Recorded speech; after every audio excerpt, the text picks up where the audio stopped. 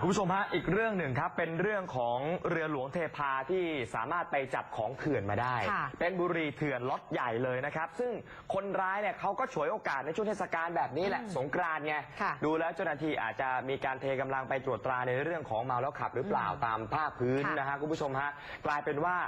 เจ้าหน้าที่เรือหลวงเทพาสามารถไปจับได้เบื้องต้นเนี่ยเจอบุหรี่เต็มลำเรือเลยนะฮะ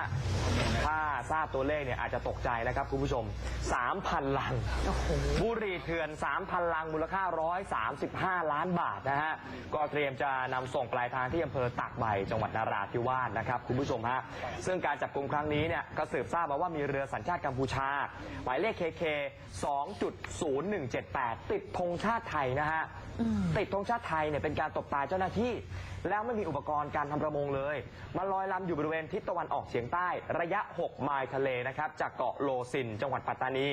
ก็มีการสั่งการครับให้เรือหลวงเทพาเนี่ยไปตรวจสอบเรือดูซิพอตรวจสอบปุ๊บก็ไปเจออย่างที่บอกแหละคุณผู้ชมฮะบุหรี่ต่างประเทศที่ไม่ได้มีการเสียภาษีนะครับบุหรี่เถื่อน 3,000 ลัง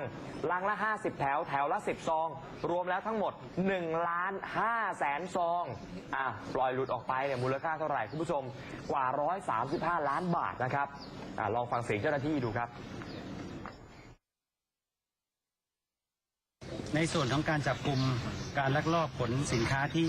มิได้เสียภาษีถูกต้องตามกฎหมายในครั้งนี้นับเป็นครั้งแรกในปีประมาณนี้โดยคาดว่าอาจจะมีการลักลอบเข้ามาอีกหลังจากนี้ทัพเรือภาคที่2หวังเป็นอย่างยิ่งว่าพี่น้องชาวประมงที่อยู่ในพื้นที่จังหวัดสุราษฎร์ธานีนครศรีธรรมราชสงขลาและปัตตานีและนราธิวาส